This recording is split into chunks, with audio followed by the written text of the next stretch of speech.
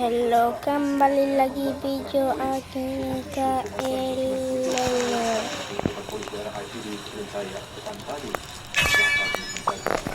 Sepak Malaysia serta memastikan prinsip integriti tidak dikompromi. Menurut pemangku Ada banget.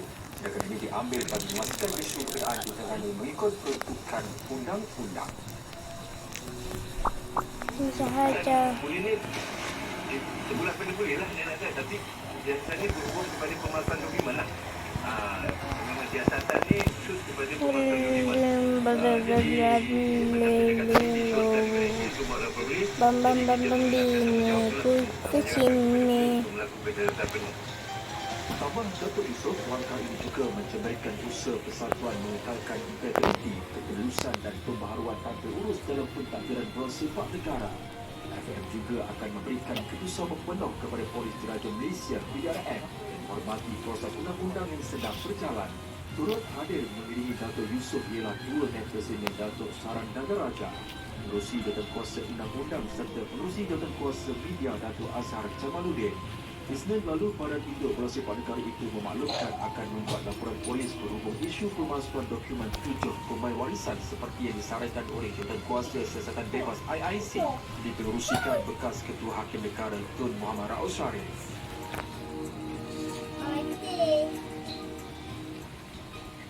Dalam pada itu, bekas pemain kebangsaan Rasman Oslan menyokong penuh cadangan Federasi Bola Sepak Asia AFC untuk menganjurkan kejohanan mirip format Liga Negara-Negara Eropah atau Nation League yang melihat sebagai peluang terbaik untuk meningkatkan daya bola sepak negara di peringkat serantau.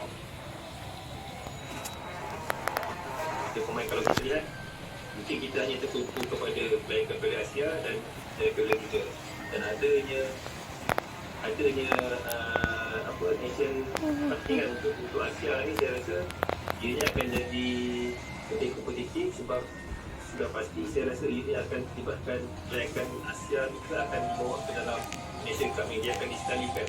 Razman yang juga Presiden Persatuan Pemain Bola Sepak Profesional Malaysia PFAM mengatakan Nation League Asia itu sepatutnya diadakan sejak dahulu lagi, terutamanya melihat kejadian format serupa diadakan di Eropah melalui saingan UEFA Nation League. Sepatutnya kita nak mendengar ada daripada dulu sebab apa yang dilakukan oleh UEFA itu sesuatu yang sangat baik. Sebab kita lihat memang di Europe memang tidak jauh. Buat masa ini, 47 ahli gabungan AFC hanya menyertai satu kejohanan serantau sahaja, iaitu Piala Asia yang berlangsung setiap 4 tahun. Kejuaraan futsal bawah 19 tahun ASEAN 2025.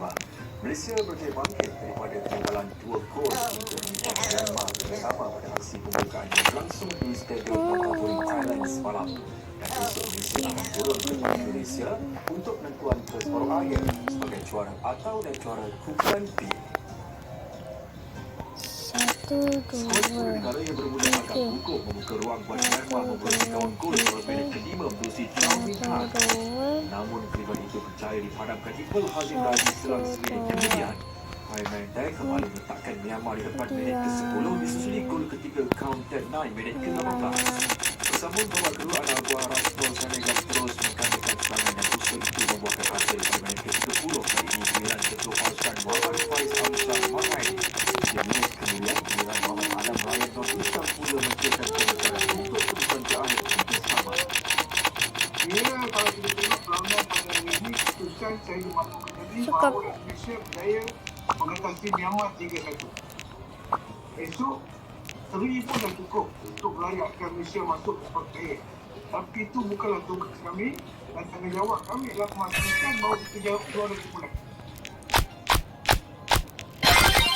Kemahuan Persatuan Sepak Takraw Malaysia PSN masih belum dipenuhi sehinggalah pasukan negara dapat menguasai kembali semua pentas utama pertandingan sukan tradisi itu.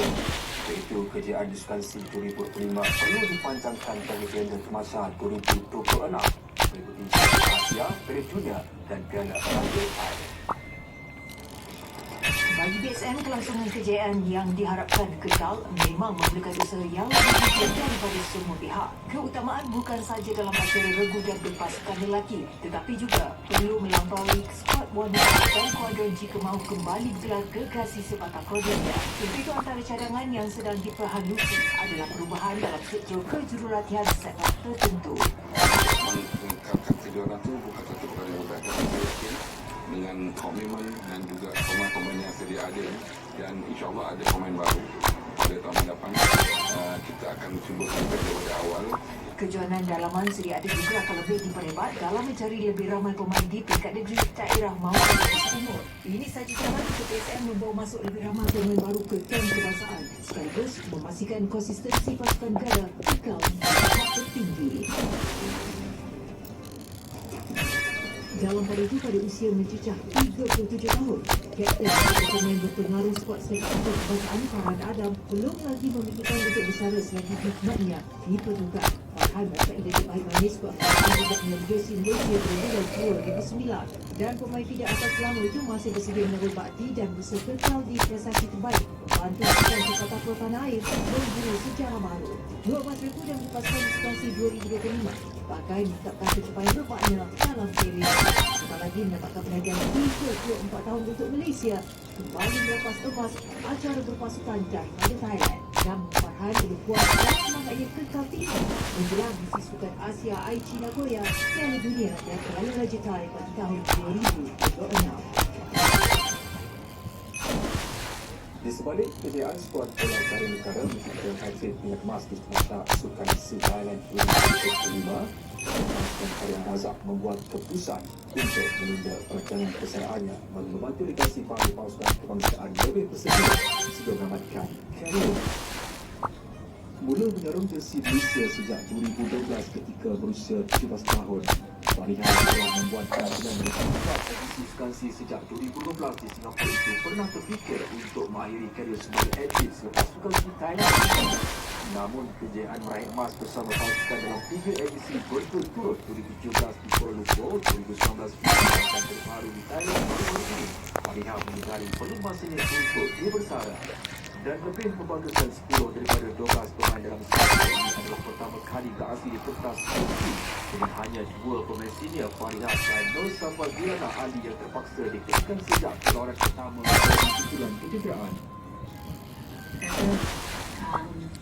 Dia akan jadi vital moment kalau dapat main home down balik macam mana dia adalah, sebab itulah Dr. Tanya kita rasa nak buat macam meletup dan dikenali ramai, dan tapi kalau dah akan dapat main home dalam 10 tahun tu dia macam akan jadi komplit baru macam kalau kita nak tanpa bacot better at this age dia dah lebih kepada guiding the youngsters ni. Dia bukan macam kita yang the main one, kita mungkin bagi curahkan dia, bagi tolong diorang yang ada. Untuk rekod sejak kemasal Sukan Sea mula diadakan pada 1999, Sukan bola jaring hanya sekali dipertandingkan dengan Malaysia berjaya mendominasi 4 edisi. Laporan tadi mengakhiri sesi sukan Papan Bangsa saat ini bersama Malik Syazi Atari. Sesungguhnya tiada sukan Assalamualaikum dan salam hormat.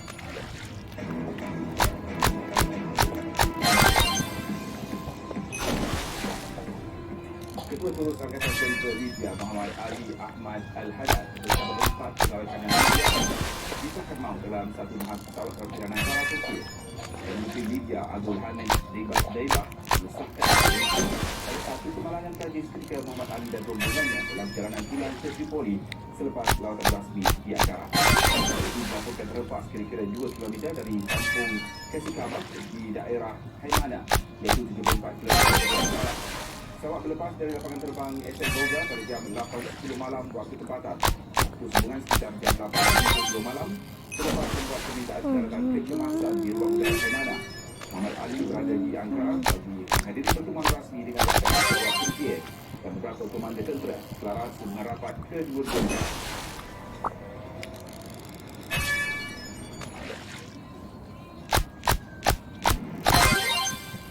Sementara itu, Pihak Berkuasa Turkiye mengesahkan temuan kotak hitam dan perakam suara kokpit pesawat terlepas.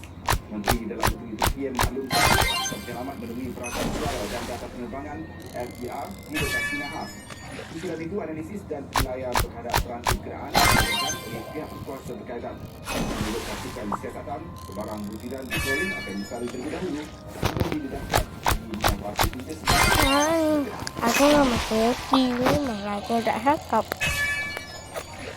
Tentera Thailand terus melancarkan serangan udara ke atas kawasan pertempuran terbaru terus sejurus sebelum mesyuarat tahanan kedua-dua negara bermula di lintasan sempadan Haiti. Tembakan disasar ke arah lokasi penduduk serta infrastruktur di wilayah itu. Media tempatan melaporkan banyak berjuang di daerah Suriname, wilayah Siem Reap dan Sebecik, wilayah Banjir dan Nyace melakukan larutan sehingga tengah hari. Setakat ini belum ada bukti mengenai hantu cedera ataupun korban. Dalam hal itu, media Al Jazeera melaporkan secara berlangsung hari ini dengan anggota ASEAN bertindak sebagai penonton. Namun ia dijaga tidak menghasilkan sebarang hidayah asal. Soalnya rundingan hanya tergantung pada usul menstabilkan keadaan, memperjelaskan insiden serta memastikan saluran komunikasi terus dibuka. Sebarang mencatat sekitar akan datang kepada pemimpin di Bangkok dan Phnom Penh. Penahanan aktiviti aktivis terkemuka Sweden Greta Thunberg oleh pihak Bulgaria. Tahan ketika menyertai proses menyokong tindakan tahanan yang mogok lapar dikaitkan dengan kumpulan Palestine Action di London. Aktivis 22 tahun itu ditahan polis di luar Aspen Insurance yang menurut kumpulan itu memberikan khidmat kepada Israel. Apa ni macam seorang tak ajak. Macam sama lah. Orang halak bahagian harapan bangunan perkenaan sebelum mereka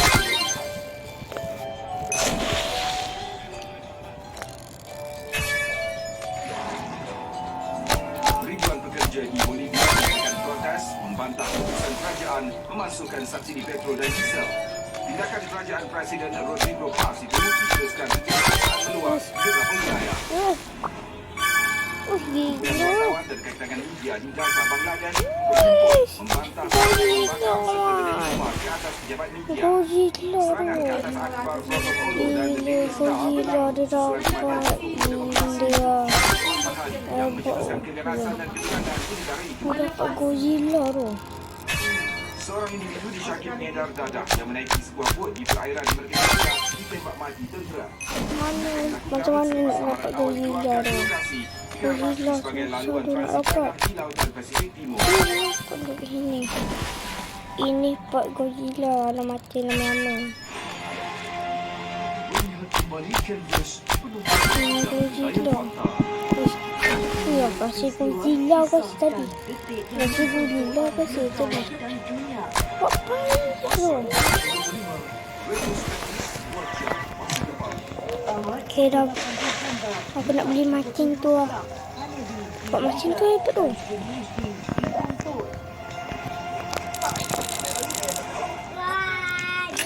Bus. RM500. Jalan tu berapa? Sikit lagi. Sikit lagi.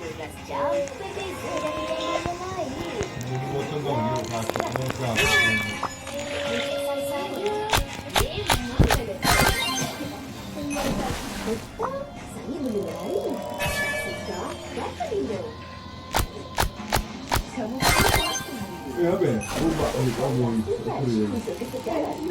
Alhamdulillah.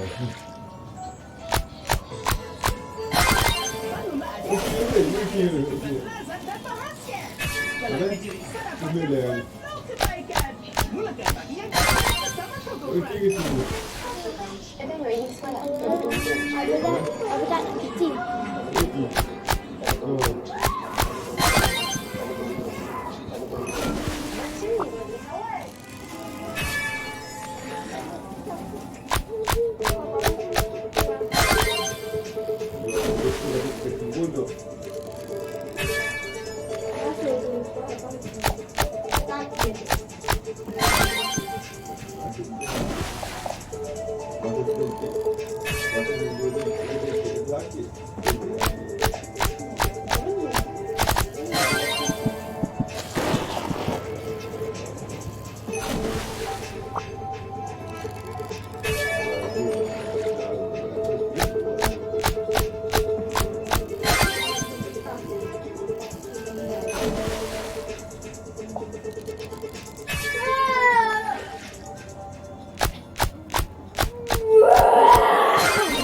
Sekolah dimanfaatkan dengan PVC bersurat atau berkasar.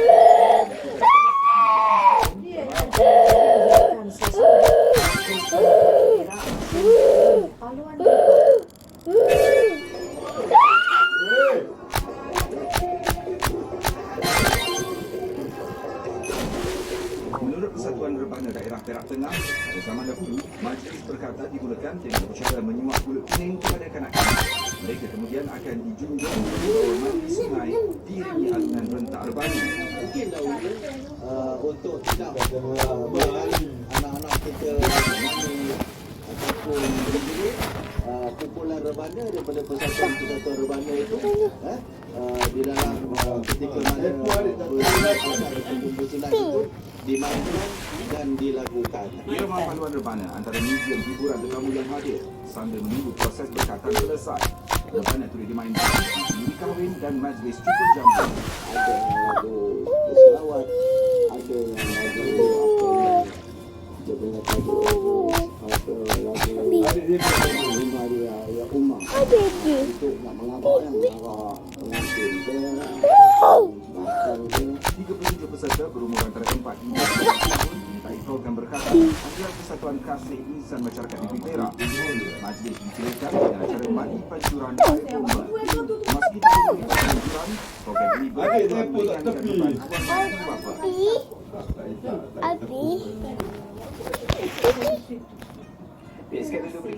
Sebelum berpisah, kami tinggalkan anda dengan visual proses pemeliharaan bot purba di Grand Egyptian Museum Mesir. Dengan itu, sama hormat. Assalamualaikum.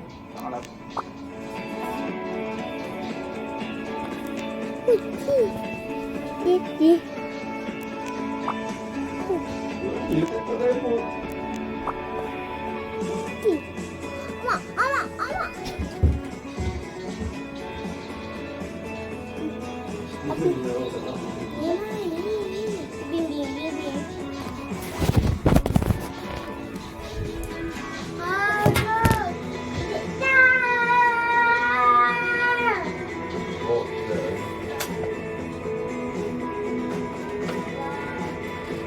I know what. We don't do one there. We don't do.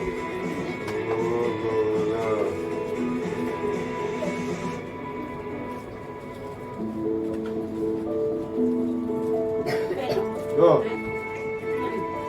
Mana? Ini bodoh.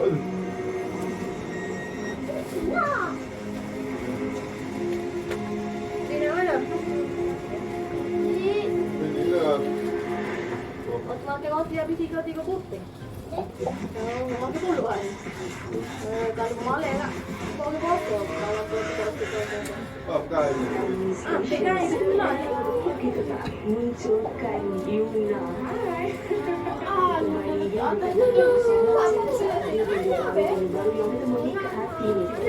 Nak sampai end of the year kan. Now kita dah masuk 2026. So bagi Yuna, okay, it's time to do something to prepare for next year. So sekarang ni Yuna masih lagi dalam pembikinan EP terbaru tajuk The Brother Hour. Single terbaru daripada Brother Hour. EP ni baru saja keluar. Sekarang ni Yuna nak announce konsert pula, The Brother Hour concert. Almost lah. Kamu dekat dalam industri kat Yuna. Selama mengabdikan diri dalam industri ni. Bagaimana you mendewasakanmu? Apa yang kita lakukan di sini? Yang mendewasakan I dalam industri ni. Bagi I enjoy every part of it. Like semua bahagian dalam I punya experience jadi, you know, singer-songwriter dekat Malaysia dan dekat luar sana. Every moment of it, I memang Alhamdulillah semua pengalaman yang saya dapat memang saya bersyukur lah. And for me now, you know, it's just a matter of like how to keep on growing, how to create more things yang I tak pernah buat kan, macam try benda baru. For me, I rasa I macam constant learner in life. I macam student of life kiranya. So I sentiasa belajar apa-apa. I akan selalu student and I sentiasa belajar daripada guru kan, daripada orang lain kan. Tips I lah kalau macam stay lama dalam industri ni, see yourself as a student and it's something for me. So to stay alive in this industry, I think you just have to see yourself macam kena jadi humble lah, kena humble and then kena banyak belajar dari orang lain. Dah lama dah. Kenapa tu ada? Kenapa tu?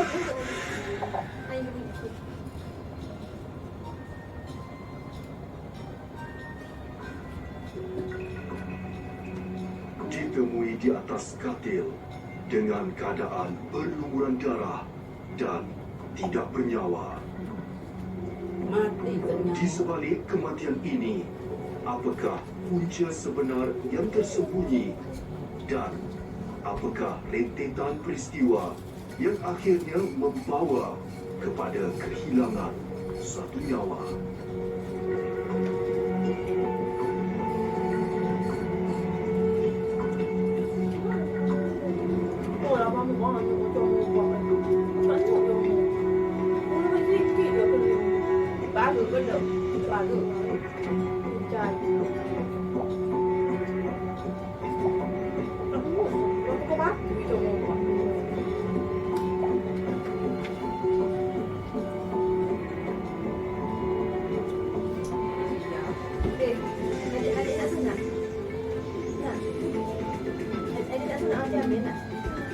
Ini adalah kes pembunuhan ibu tunggal di Mari, mulut kecil, mari. Bangsa yang juga pembantu kedai wajib bahasa berkahwin Mei depan.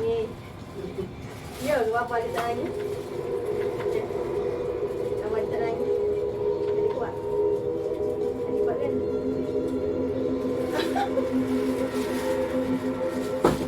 Mari, mulut umur apa tahun? 5 tahun ke? Tak nak main. Dalam kereta ini bermula hampir Tapi nak jaga mana mulut umur tahun? 5 tahun. Sani ya? Sani. Dia 4 tahun. Nama saya Muhammad Hafiz bin Jarudin. Dan kes ini saya menyanyikan kes rayuan di dekat Mahkamah.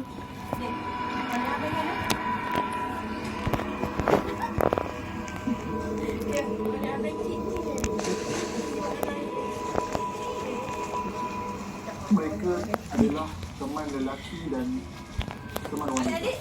Mereka rapat.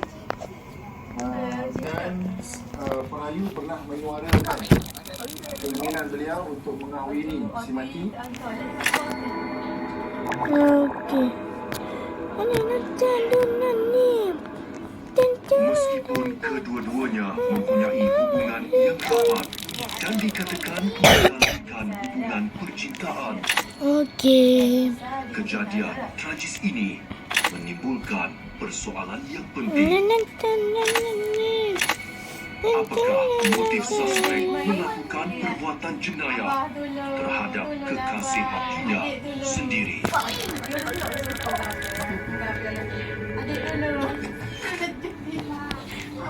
Kini bertugas sebagai penyelia detektif di bahagian siasatan jenayah Ibu Pejabat Polis Daerah Manjung, Sarjan Major Baharudin merupakan salah seorang anggota pasukan forensik yang membantu proses penyiasatan saintifik. Tempat kejadian adalah sebuah rumah teres 2 tingkat Ponelot yang mempunyai 3 bilik. Tempat kejadian telah dilikungi oleh tali koning polis dan kawat letek. Hasil siasatan di tempat kejadian yang merupakan rumah teres bertingkat kos rendah, terdapat kesan pecah di bahagian pintu rumah dan pintu bilik tidur si mati. Dan boleh kita buat kesimpulan bahawa si mati sememangnya bersedia pada malam kejadian.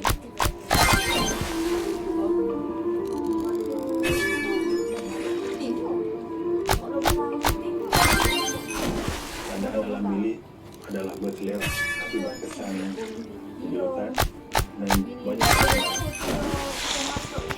Keadaan dalam bilik jelas menunjukkan kematian ibu tunggal ini unsur perbuatan jenayah di mana setiap butiran memberi petunjuk keadaan semasa insiden tersebut berlaku. Raya nak menggambarkan perasaan saya dan menggambarkan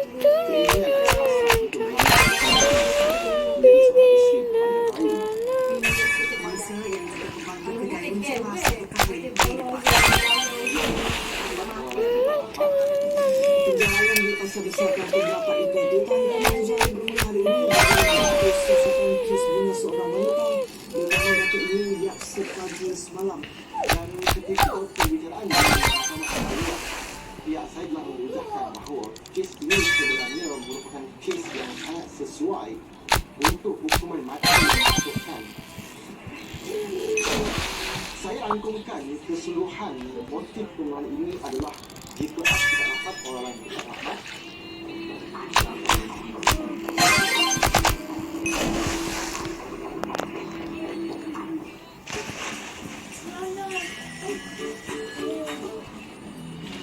Jangan biarkan sakit urut badan menjejaskan anda.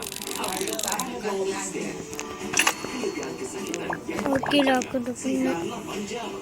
Efektif putus sakit Macam biasa dah penat dia dekat komen. Okey, dah bye.